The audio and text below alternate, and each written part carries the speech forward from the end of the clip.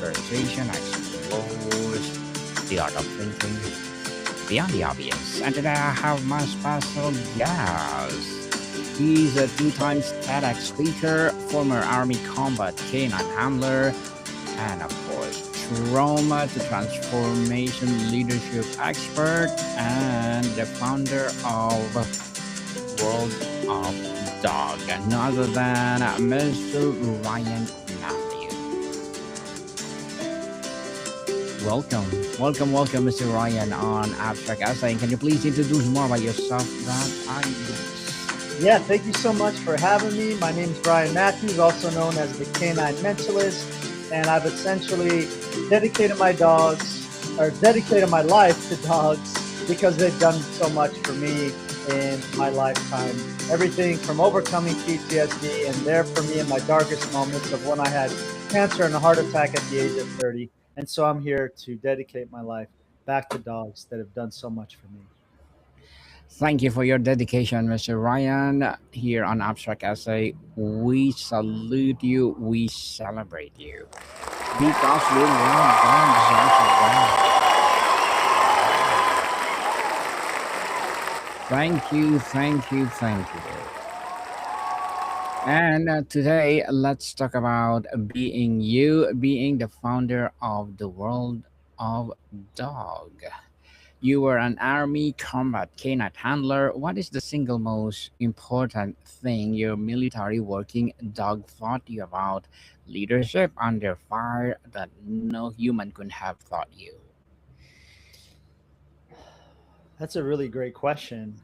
It's to know how to be calm under pressure, Mm. know how to take decisive action when you need to. But there's other times when the action is to simply sit back and do nothing. And I think that this is wisdom that I got in combat and wisdom that I learned from one being that is far wiser than me, and that is dogs. And I think that that's something that you can't read about it and embody it. It's something you need to experience. You need to experience. Well, that's be awesome, Mr. Ryan. You work with the over 6,000 dogs and their owners. What is the behavior problem in a dog that is almost always actually a problem with the human? And how do you deliver the news without losing the client? That's a great one also. When people come to me, it's right there. They're desperate. They're looking for solutions. They don't have the answers. And to be honest with you, the missing piece to what I'm doing is I'm shifting the dog's mindset. Now, Mm. in order for the dog's mindset to shift, by the way, a byproduct of that is you get great obedience, but you don't have to say sit, you don't have to stay down, and you don't have to stay. You still get the stay, the sit, and the down without ever saying any of it when you are able to shift the dog's mindset. Now, how do you do that? You become your dog's guide, your dog's leader, and you embody the right level of energy within the right relationship dynamic with the dog. Now, globally, I train dogs all over the world, from Latin America to North America. I'm currently based in Southern California. It doesn't matter where in the world, I'm seeing the same things, that the dog fills a void in one human's life, and so that people overcompensate for that void in one's life with the dog. So the meaning of this dog is far beyond this incredible unconditional furry being. It's far more than that, and it gets people in trouble. It makes them think in a cloudy manner, and that's why they end up hiring me to help them have the dog that they first dreamed of the first day that they got it. Well said, Mr. Ryan. You've trained celebrity clients and high performers. How does working with elite dogs and high stakes humans change your approach compared to average family with reactive rescue? Uh huh. Well, with the celebrities, and I work with pet dogs currently.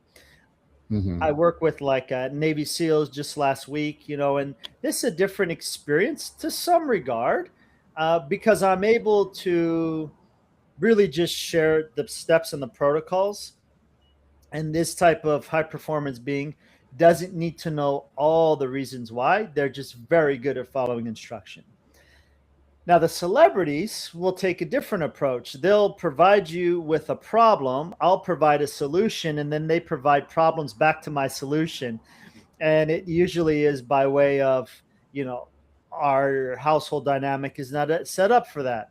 I don't have the time to do that. That's not possible. I'm always gone. And no one is there to say manage the dog, or they don't want to work within the parameters in which they need to get the behavior that they want and need. Now, that's not always, but that's sometimes very, very busy people. So they have very limited time. For example, can you have my dog do blank behavior? You have 15 minutes, and so sometimes it's not realistic at times. Well said, Mr. Ryan. You say you transit or translate lessons from dogs and horses into frameworks for trauma recovery. What can horse teach you about PTSD that dog cannot?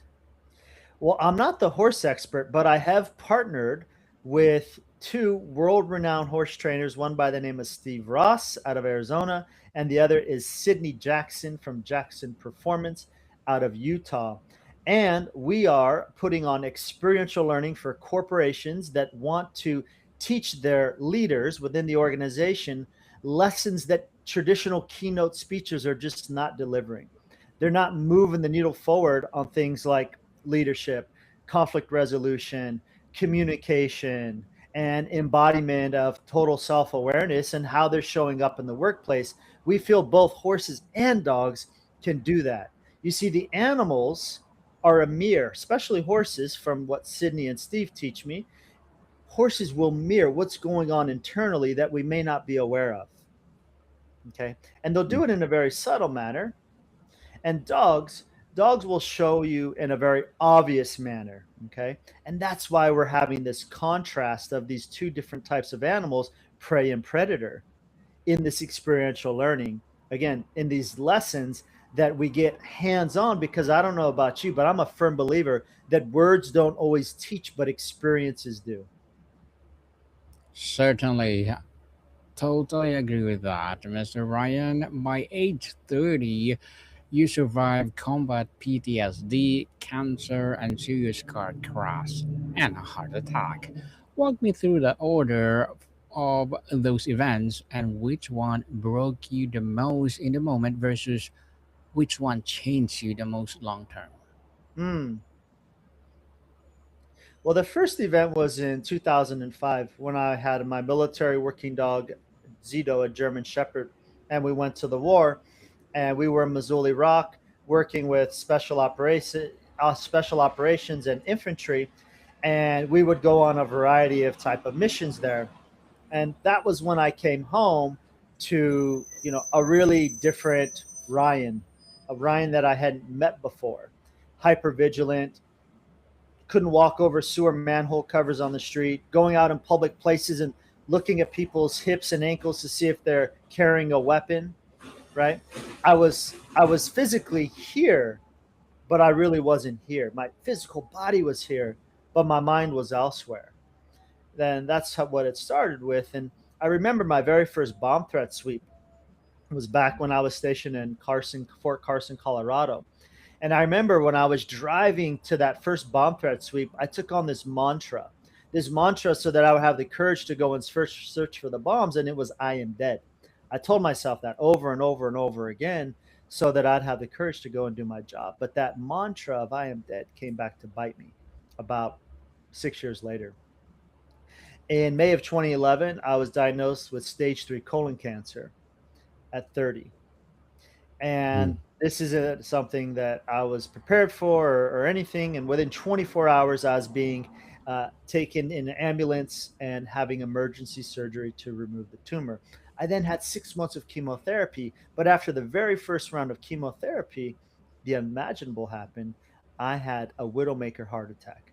I had a heart attack at 1:30 a.m. on the 4th of July, a day that I normally would go and hide and not be around any fireworks. I would normally go in the middle of nowhere in the mountains, all secluded, all by myself, so that I didn't have to hear the boom, boom, pow of fireworks during the 4th of July. It would remind me of the war. But this 4th of July, yet again, a dog saved me because I was keeping it at our house for a board and train program where I take a dog, keep it for 1 to 2 weeks, and I transform it and I train it and give it fully trained back to the client and off leash by the time that I return the dog. So that 6 month old chocolate lab saved my life because I stayed in town. I stayed in town so that I could train that dog. And I was close enough to get hospital treatment. And I needed an emergency procedure there where they did the angio procedure and removed the clot. But after that was after a whole lot of morphine and a whole lot of Dilaudid. And you would think that that would cause me to really have more gratitude and appreciation for life. And though I was starting to wake up, I wasn't quite there yet. I guess you could say I could be a bit stubborn, like some of the dogs that I work with. It wasn't until that I was home in Southern California and I thought that I was passing out. It was in the morning and I didn't know if I was passing out to die or just passing out. But it was in that moment that I felt afraid. I felt afraid to die. I felt like it could be my last moment, my last day here on earth. And I realized that I was taking life for granted. I realized that there was more that I could be doing. And I felt like I had been through some things that I owed it to society to share my pain so that they could not have to go through what I went through. And so as I was starting to feel very weak and wanting to just lay down on the ground, and my head was spinning, I didn't know what was happening. It was different. It was similar but different than the first heart attack that I had. I called 911 and said, "I think I'm having a heart attack. I've had one before. Please send help." Well, in that time, as the ambulance is coming, I reach out to higher power and I beg for my life. I admit that I was taking life for granted. I admit that I could be a better person. I admitted that I had a whole lot more that I wanted to do. I confessed that.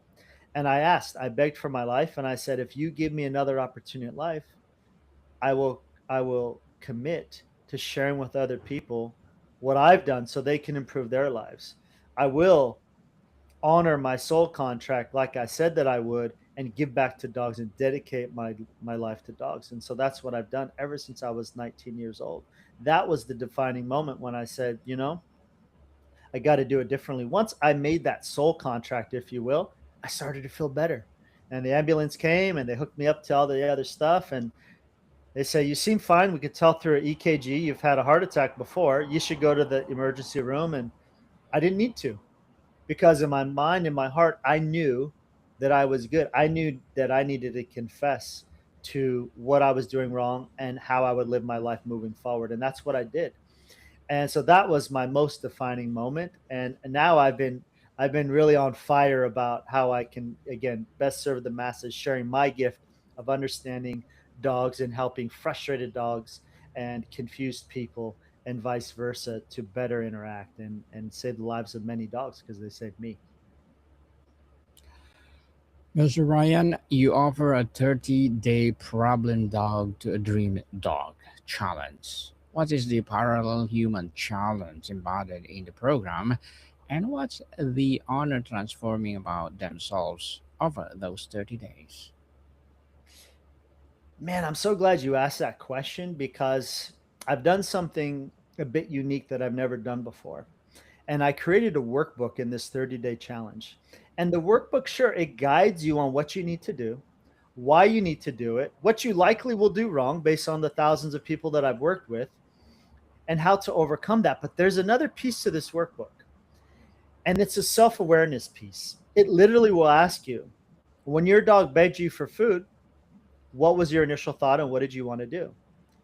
Hmm. When you hold back and you don't give your dog that food, how does that make you feel? And there's a multiple choice answer. It's essentially creating self awareness as to cause and effect of dog behavior and how that makes you feel and what it causes you to want to do. But it's again even deeper than that. Why does blank behavior bother you? Why do you look the other way? Or why do you feel like such a control freak about it? You see, it really stems from something in our past, quite interestingly. And dogs are just these angels or these guides on earth that are constantly showing us lessons. So the workbook, in every single behavior we're addressing in every single day, it has a self-awareness piece for those that are willing to look at themselves on a deeper level, because it's far more than dog training if we're willing to go there. Mr. Ryan, you've said you're not here to offer motivation fluff. What is a piece of toxic positivity you hear often that you wish would disappear from resilience conversation? It's just something that we got to can look at how we show up every single day, and how we show up. Are we being fully authentic? And I got to tell you that I really try my best to do that, but I feel like I don't fit in. I feel like it's not always received to vulnerably and authentically be oneself. Let me give you an example. You're going on about your life, and someone asks you, "How are you? What's going on?" And now, what's the common response? The common response is, "Good. I'm good. You're good. Good." And if I'm not good, I don't say I'm good, but I'll acknowledge it. I'll say, "Well, I know that we're conditioned. I would just say that I'm good, but the truth is, I'm not. I'm not good. I'm going through something. I just lost my mom, and it's occupying so much of my mind. My heart hurts, and I'm not good, but I'm gonna be okay, and I will be good. But right now, I'm not good." And so this is what I think is not healthy. It's not toxic, and it's not being authentic. Let's rip off the mask and let's show who we really are, so we can be there for one another as humans. But how can we be there if we're not showing up authentically? Right? How can I be a support if you're telling me you're good? Then I assume that your word is what is true. And so I hope that we can all speak our truth and say, "No, I'm not good." And it's okay. For me, I'm comfortable being uncomfortable. I know it'll pass. Everything will pass, right? And so that's, to me, a bit of this positive toxicity. Well said, Mr. Ryan. You talk about treating each other more like humans as a communication shift. That sounds simple, but most people get it wrong. What does treating someone less like human actually look like in a daily interaction? Yes, so it's a play on the second TEDx talk that I did. It's titled "Let's Treat Each Other More Like Dogs." And I came to that because I've been in the homes of thousands of people, and I began to really look at how people are with their dogs and how they are with their families. And to me, these dualities is very interesting. As an example, if you think about, there's a significant other, and one is at home and one is coming through the door, and the dog is home with the other person. And if you think about how you are greeted when you come home by your dog and how you're greeted by your significant other, they're very different, right? The dog shows up with this enthusiasm.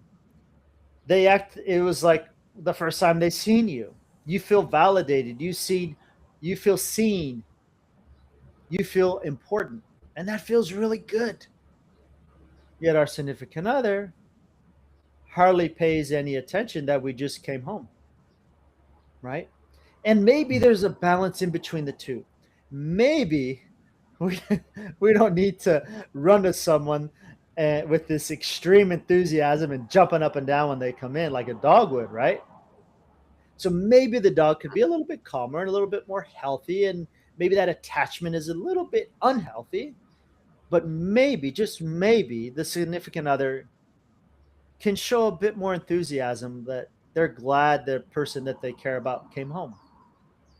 Maybe they can say something thoughtful or heartfelt so that that person feels important, valued, and a priority in their life. And so these are plays on how I feel that we as humans could show up in a better way, more like dogs. This enthusiasm, this unconditional love, right? These dogs are just amazingly resilient and amazingly unconditional about their hearts. Yeah, we as humans, we get hurt, someone offends us or something like that, and we're holding a grudge, this unconditional peace. We throw it out the window as soon as we get hurt. Dogs don't do that. Every day is a new reset. Mr. Ryan, you overcome childhood trauma in addition to combat PTSD. How does the trauma that happens early in life differ from a combat trauma in terms of how you need to heal it? Hmm. Well, I feel like there's a variety of different ways of which one could get PTSD. When I joined the military, I didn't really think of what I had been through in childhood was a form of PTSD, but it was.